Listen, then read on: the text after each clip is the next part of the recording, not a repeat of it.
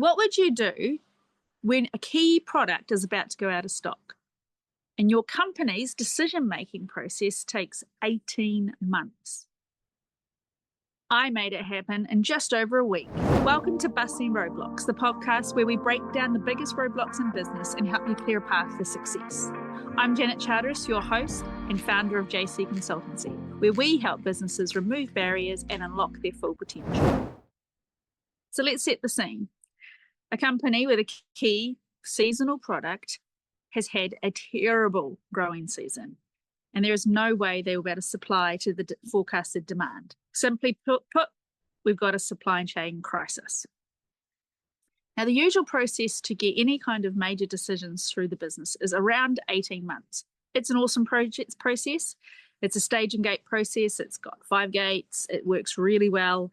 This company has something like a 67% success rate on innovation as a result of this process. So you can't deny it works, and you can't deny that it has the right gates involved.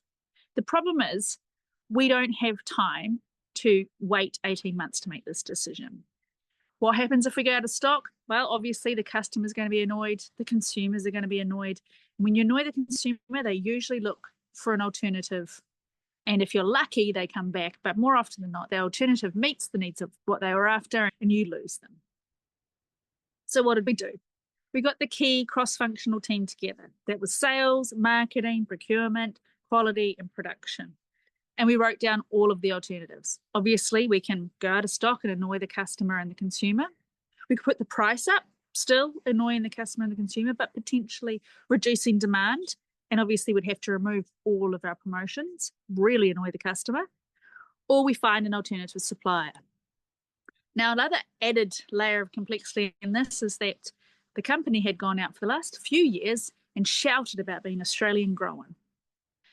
The alternative supply that we did find that would meet needs was going to be from the US.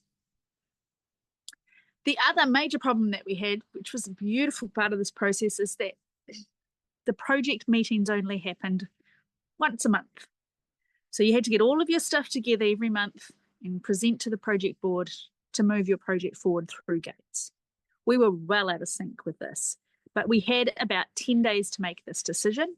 Otherwise, we were going to miss the boat, and then it wouldn't matter if they did agree to the US supply, we weren't going to be able to secure supply.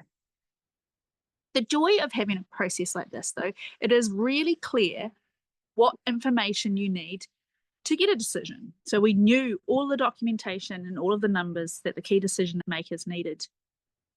What we did is we got the stage gate documents ready, the stage gate 5 documents ready.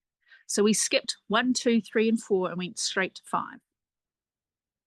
In the meantime, I went around and secured all of the key decision makings for a meeting at the end of the week.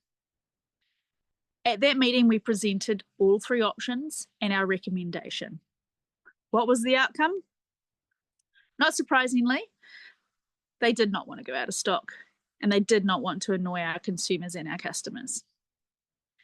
So we pushed through the project in just over a week as opposed to 18 months. What's the impact? Well, it meant the customer was happy.